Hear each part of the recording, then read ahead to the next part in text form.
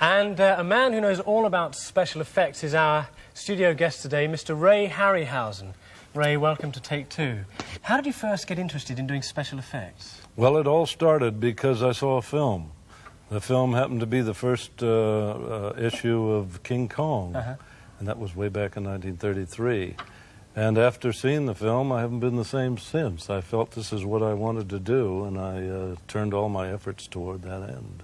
So you started, making your own models? I started making my own models, and then I got a camera, a 16mm camera, and did some experimentation in my back garage. And then it gradually developed from a hobby, so to speak, to a profession. Right. Now, we have one of your creations here. Now, this is Medusa, who appears in Clash of the Titans. Can you tell us a little bit about the actual processes involved with your method of work? Yes, well, you know the cartoon is made of a series of still pictures. Right. And instead of using a flat drawing, of course, we use a dimensional model. And this model is made in such a way that it has many joints, every joint that a real person would have inside of the body. And even down to the fingers? Even down to the fingers. Yes. Each finger has the proper joint in it, and each snake has a joint. It's not just a wire inside. Right, right. And so it gives an opportunity to make microscopic movements. And of course, very similar to the cartoon, each frame of film, I shift the position of every portion of this creature. And finally, after you have thousands and thousands of still pictures, it gives the illusion that the thing is moving on its own. Well, we've got another model here. This is Bubo.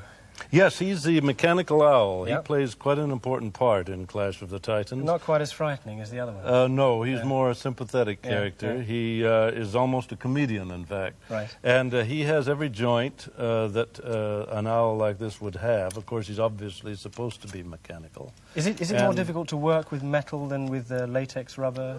Well, no, not really. You can get away with much more because he's supposed to be a mechanical owl. Right. But you still have to go through the painful process of one frame at a time. And then we had a second owl made, an exact copy of this, with motors in it.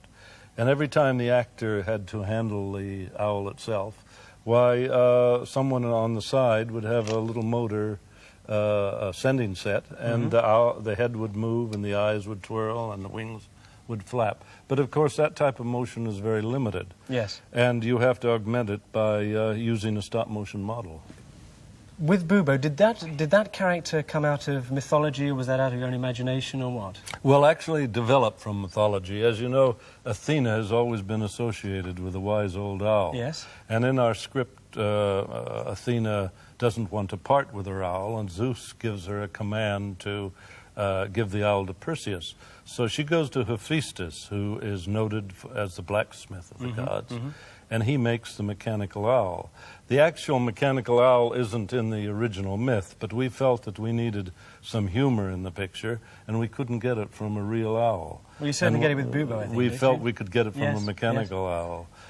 Because he would have clumsy movements and that type of thing. And it's very difficult when you're doing Greek mythology that you have to keep the humor all within the periphery of the mythology itself. You can't just bring in 20th century laughs, and I think that's very important that one adheres to that principle. Ray, I think that's about all we have time for this afternoon. Thanks very much for coming to Take Two. Thank you, Bubo, as well. And I wish you both all the best with the film and any plans you might have in the future. Thank you very much. Thanks very much.